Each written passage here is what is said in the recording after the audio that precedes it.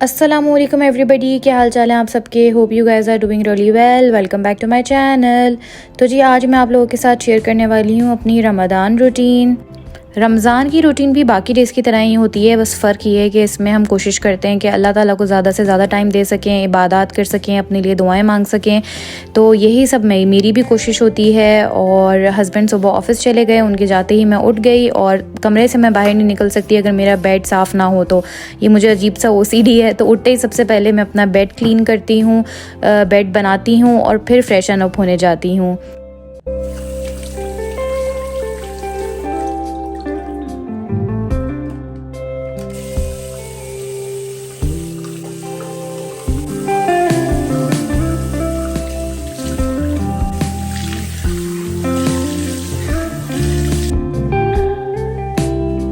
सिर्फ एक नहीं, 4-5 ओसीडीज़ मेरे अंदर पाए जाते हैं। उसमें से एक टैप्स को ऐसे क्लीन करना भी है फ़ौरन के फ़ौरन, ताकि गंदा ना हो वॉशरूम।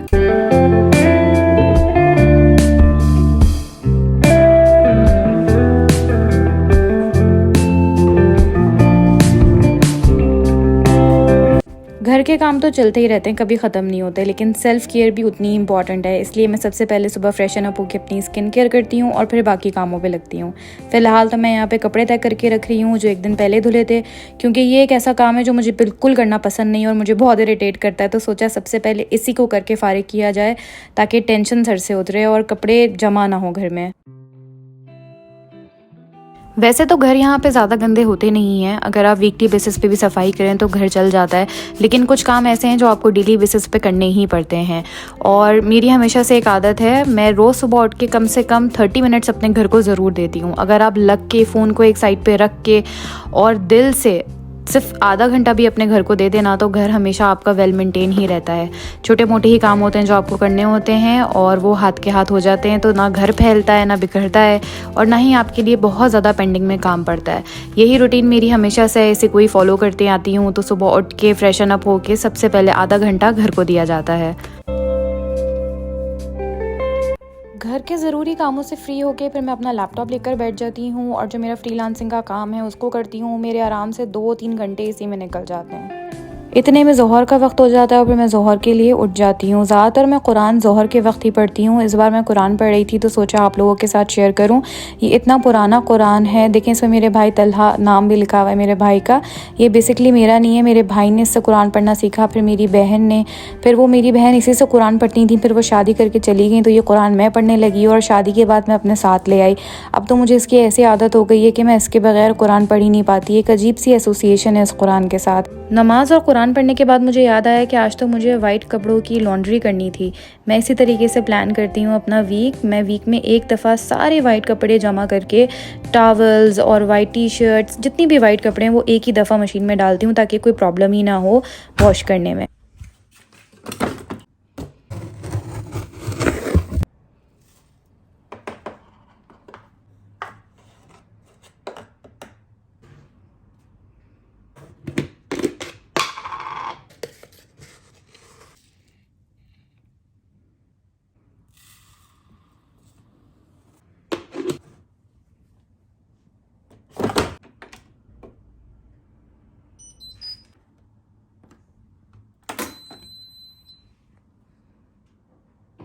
मशीन लगाने के बहाने किचन में आई तो पता चला जी बर्तन तो धुले हुए ही नहीं है सहरी के बाद के।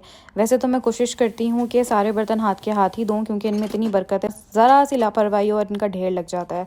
मगर सहरी एक ऐसा वक्त है जिस वक्त मुझसे बर्तन नहीं धोए जाते, कोई काम नहीं किया जाता। बस मैं उठती हूँ, सहरी करती हूँ, नमाज़ पढ़ती हूँ और सो जाती हूँ। तो सहरी के बर्तन धुलने का वक्त अभी आ गया था।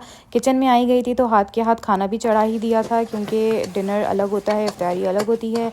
एक साथ बनाने खड़े हो तो वक्त ज़्यादा लग जाता है, इसलिए मैंने अचार गोश्त फटाफट बना लिया था, साथ साथ मेरे बर्तन चल रहे थे। मुझे ऐसा लगता है कि मेरा दिन ज़्यादा बेहतर तरीके से प्लान आउट होता है अगर मैं किचन में जाके किचन के सारे काम वन गो में ही निपटा दूँ। वही मैंने किया, बर्तन धोए, किचन साफ़ किया और साथ ही साथ अपना खाना जो डिनर है वो भी प्रिपेयर कर लिया, विच इज़ अचारी चिकन।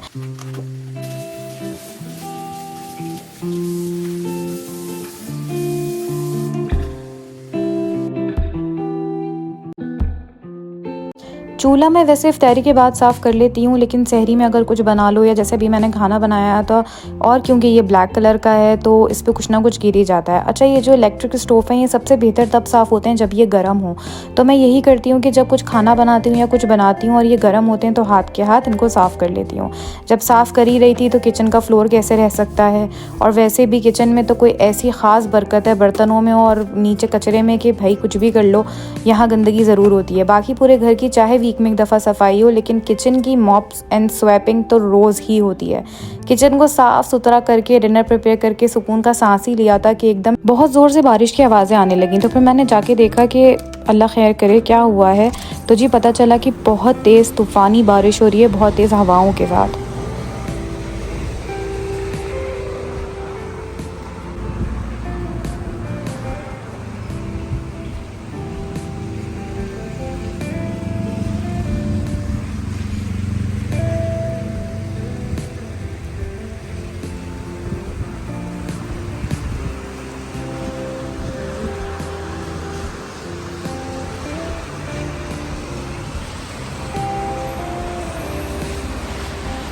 काफ़ी देर तक बालकनी में खड़े होकर मैं वेदर को एंजॉय करती रही। बहुत ज़्यादा दिल खुश हुआ, मूड एकदम से मेरा अपलिफ्ट हो गया। होता है ना अक्सर ऐसा कि हल्की सी बारिश या कोई भी एक छोटी सी बात आपके मूड को एकदम बहुत अच्छा कर देती है, आपके अंदर एनर्जी भर देती है। मगर फिर इतनी ज़ोर ज़ोर से बादल गरजने लगे कि मैं डर के मारे अंदर ही आ गई।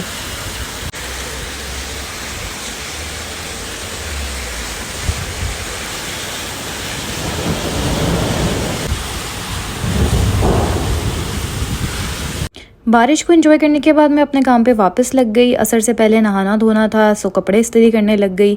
मगर बारिश से दिल बहुत बहुत खुश हुआ। बस अल्लाह ताला इसी तरीके से बारिश सबके लिए रहमतें बना के बरसाए, और मेरे पाकिस्तान जो ख़ास तौर पे कराची के लोगों पे अल्लाह ताला रहम फरमाए। रमज़ान में इतनी शदीद गर्मी है, मुझे पता चलता रहता है। अल्लाह ताला हम सब के रोज़े कबूल फरमाया, आमीन। अच्छा जी, कपड़े इस्त्री हो रहे थे, सोचा आज थोड़ा देसी पहन लिया जाए। बहुत दिन हुए नहीं पहना, कुछ दिल चाह रहा था ऐसे ही। वैसे तो यहाँ पे देसी पहन के इंसान पछताता ही है क्योंकि ठंड इतनी लगती है, बट फिर भी क्या करें, कुछ तो रमज़ान वाली फ़ील लानी थी यहाँ पे। वैसे तो कोई फ़ील आती नहीं, इसीलिए देसी कपड़े निकाले और पहन लिए। अगर आप लोग मेरे चैनल पे न्यू हैं तो प्लीज़ चैनल को सब्सक्राइब ज़रूर कीजिएगा, बहुत मोटिवेशन मिलती है। वीडियो को लाइक करिएगा, कमेंट बॉक्स में मुझे ज़रूर बताइएगा मेरी वीडियोस आप लोगों को पसंद आ रही हैं या नहीं।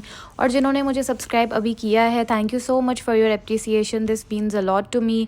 बस इसी तरीके से सपोर्ट करते रहें यार, बहुत मेहनत लगती है वीडियोज़ बनाने में, एडिट करने में, और स्पेशली रमज़ान में टाइम निकाल के करने के लिए बस आप लोगों की सपोर्ट की ज़रूरत है। तो please do subscribe my channel, video को लाइक करें, कमेंट बॉक्स में ज़रूर बताएं मेरी वीडियो कैसी लगी। अच्छा जी, नहा धो के कपड़े चेंज करके फिर असर पढ़ने बैठ गई थी। असर पढ़ रही थी और ये मैं आप लोगों को दिखा रही हूँ कि बारिश अभी तक बहुत तेज़ हुए जा रही थी। नॉर्मल डेज़ में इस वक्त ठीक ठाक सूरज की रोशनी होती है क्योंकि दिन यहाँ पे अब बड़े हो रहे हैं, लेकिन इस वक्त तो अजीब अंधेरा सा होने लगा था। खैर नमाज़ पढ़ी और नमाज़ पढ़ने के बाद फिर मैं फ़ौरन चली गई किचन में क्योंकि अफ्तार का टाइम होने वाला था। और आपको पता है कितनी ही जल्दी कर लो सारे काम, लेकिन आराम से आपको 2-2.5 घंटे इफ्तार बनाने में लग ही जाते हैं।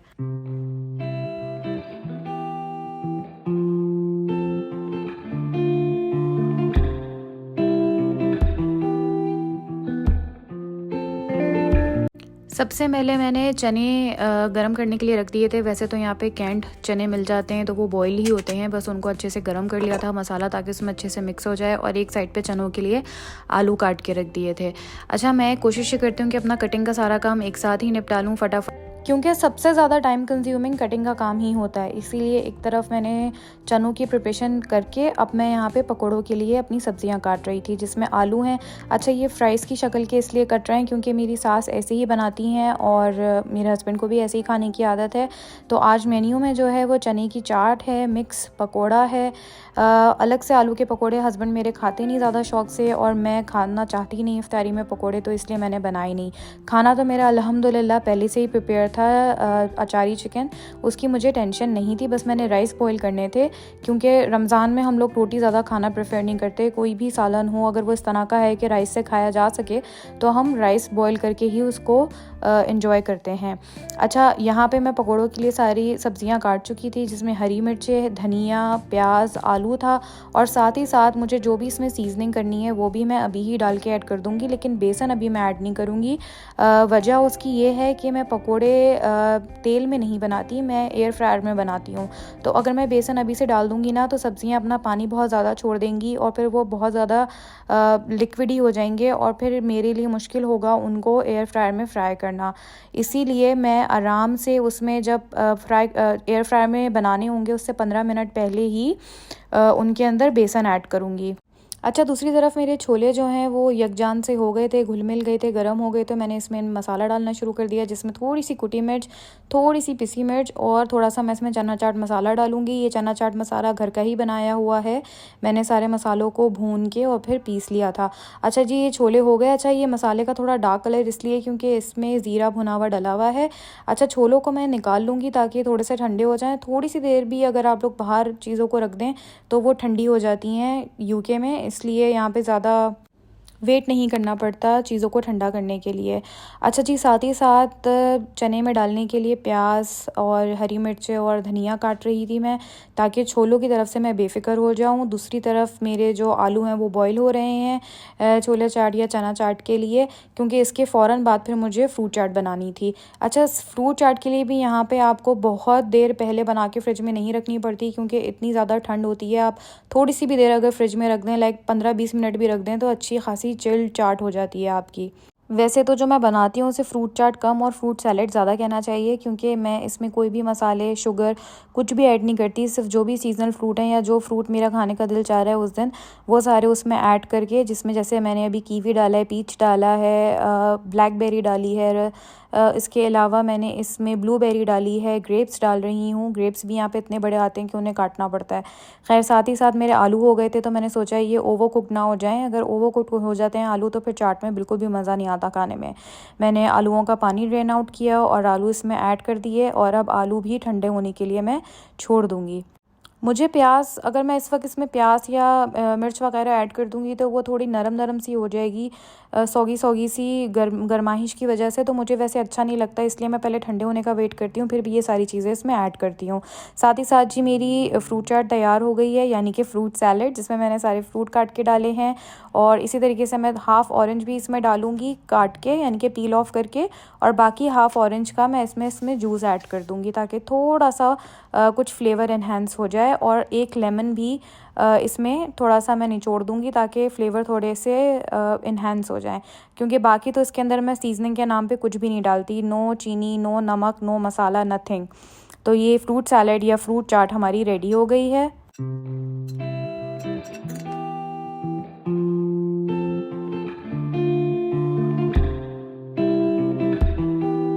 फ्रूट चाट के बाद जी बारी आ गई थी जूस यानी शरबत बनाने की। तो आप चाहे यूके में रहते हो, पाकिस्तान में रहते हो, इंडिया में रहते हो, अगर आप एक एशियन मुस्लिम है तो आपकी टेबल के ऊपर, दस्तरखान के ऊपर रूह अफ़ज़ा कंपलसरी है। वैसे तो मेरे पास जग है, मैं जग में चाहती तो रूह अफ़ज़ा बना लेती, लेकिन मुझे देसी मज़ा तभी आता है शरबत बनाने का जब आप चमचा हिला हिला के उसको आराम से पतीली में बनाते हैं। और इस पतीली के हिसाब से मुझे अंदाज़ा भी हो जाता है कि हम 2 बंदों के लिए कितना चाहिए। मेरा बस इस पे हाथ सेट है। तो जी, थोड़ी सी चीनी घोल के रूह अफ़ज़ा डाल दिया और उसमें बहुत सारे लेमन डाले। मुझे तो बहुत ज़्यादा लेमन वाला अच्छा लगता है, क्योंकि उससे हाज़मा भी अच्छा हो जाता है और टेस्ट भी इन्हेंस हो जाता है।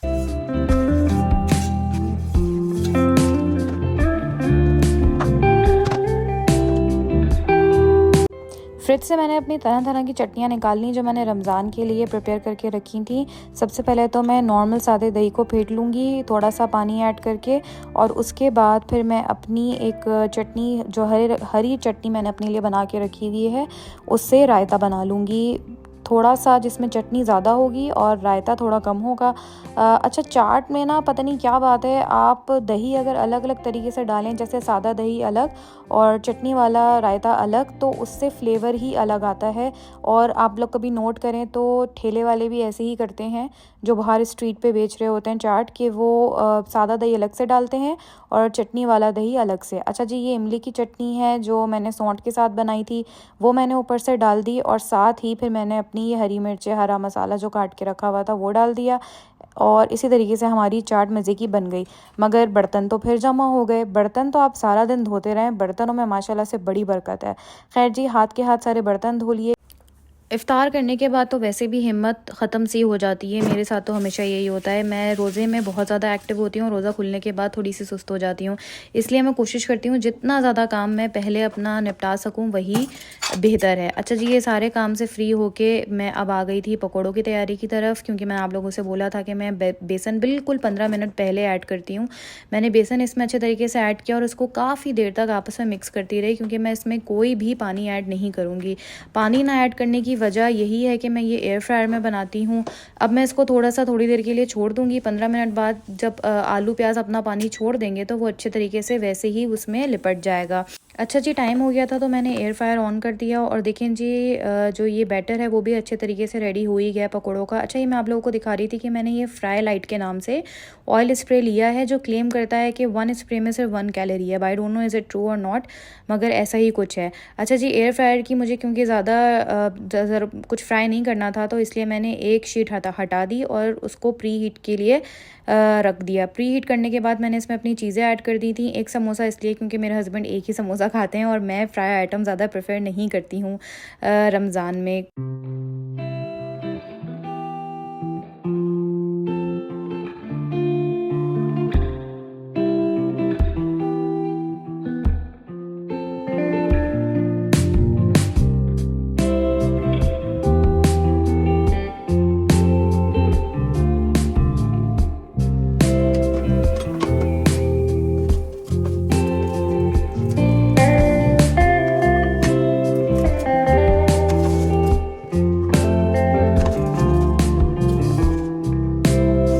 एयर फ्रायर के साथ साथ मैंने राइस भी रख दिए थे ताकि ये भी हाथ के हाथ बॉईल हो जाएं और खाना भी मेरा ऑलमोस्ट तैयार ही हो जाए। फिर जब भी हस्बैंड को भूख लगेगी उन्हें गर्म करके दे दिया जाएगा। अच्छा, एयर फ्रायर में समोसे और शॉर्ट हो गए थे। मैंने एक समोसा उसके बाद और ऐड किया था और आई डोंट नो वाई एक समोसे का कलर तो आ गया अच्छे से, एक का नहीं आया, मगर टेक्सचर में वो बिल्कुल रेडी लग रहा था। अच्छा जी, पकोड़े मैंने फ्रायर में रख दिए थे और अब ऑलमोस्ट टाइम हो ही चुका था, इसलिए मैं टेबल पे आकर बैठ ही गई थी और दुआएं मांगना शुरू कर दी थी।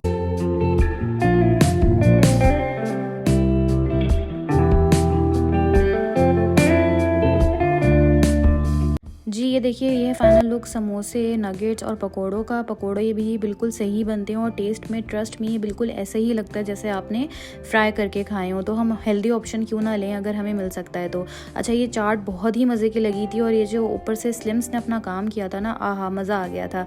तो अल्हम्दुलिल्लाह हमारा रोज़ा आज का बहुत अच्छे से गुजर गया था। इफ्तार में अल्लाह ताला ने बहुत सारी चीज़ें नवाजी हैं। अल्लाह का शुक्र है, अल्हम्दुलिल्लाह। अल्लाह ताला आप लोगों के दस्तरखान भी हम ऐसे ही हरे भरे रखे, आमीन। इफ्तार से फ्री होने के बाद बर्तनों का ढेर फिर से लग चुका था, क्योंकि इनकी बरकत तो ख़त्म ही नहीं होनी। टेबल वगैरह मैंने सब साफ़ कर ली थी और मैं नमाज़ पढ़ने से जाने से पहले ही टेबल वगैरह समेट के और चाय चढ़ा के चली जाती हूँ। फिर मैं अपनी नमाज़ पढ़ती हूँ, सूरह वाक़िया पढ़ती हूँ। इतनी देर में चाय मेरी बन जाती है, क्योंकि हस्बैंड टिपिकल दूध पत्ती पीते हैं, इसलिए इसको थोड़ा पकाना पड़ता है ताकि कलर आ जाए अच्छे से, इसमें टाइम लगता है।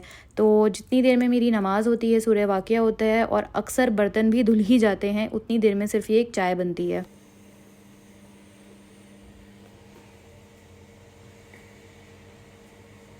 चाय बनाते बनाते मेरा किचन एक बार फिर से साफ़ सुथरा हो चुका था। मैंने फिर से एक दफ़ा हिम्मत पकड़ के सारे बर्तन धो दिए थे और इसको नीट एंड क्लीन कर दिया था, मगर मुझे पता था कि अगले 5-10 मिनट बाद फिर से बर्तनों ने जमा हो जाना है। अच्छा, अगर आप लेमन यूज़ कर रहे हैं अपनी किसी भी चीज़ में, तो उसको यूज़ करने के बाद जो लेफ़्ट ओवर छिलका होता है वो ऐसे सिंक में डाल दें। इससे बहुत अच्छा जो है वो एक फ्रेगरेंस सी आ जाती है किचन में, और जो आपकी जितनी भी ड्रेनेज है वो भी साफ़ सुथरी हो जाती है, चिकनाई वगैरह निकल जाती है। तो जी, चाय बन गई थी हस्बैंड की, और ये जो ऊपर आपको चाय के नज़र आ रहा है ये थोड़ी सी कॉफ़ी ऐड की है मैंने, और साथ ही साथ जो है मेरी ग्रीन टी, क्योंकि मुझे चस्का है ग्रीन टी का, हस्बैंड को है चाय का। बस अब हम दोनों अपनी चाय और ग्रीन टी एंजॉय करते हुए एक दूसरे के साथ थोड़ी सी बातें करते हैं, अपने डे शेयर करते हैं कैसा रहा, और इसी तरह हमारा एक नॉर्मल रमज़ान का डे गुजर जाता है। और देखा, बर्तन फिर से जमा होना शुरू हो गए। आई होप आप लोगों को मेरी वीडियो पसंद आई हो। अगर आई है तो प्लीज़ सब्सक्राइब करें, लाइक करें, शेयर करें और मुझे अपनी दुआओं में याद रखिएगा। रमज़ान मुबारक। अल्लाह हाफ़िज़।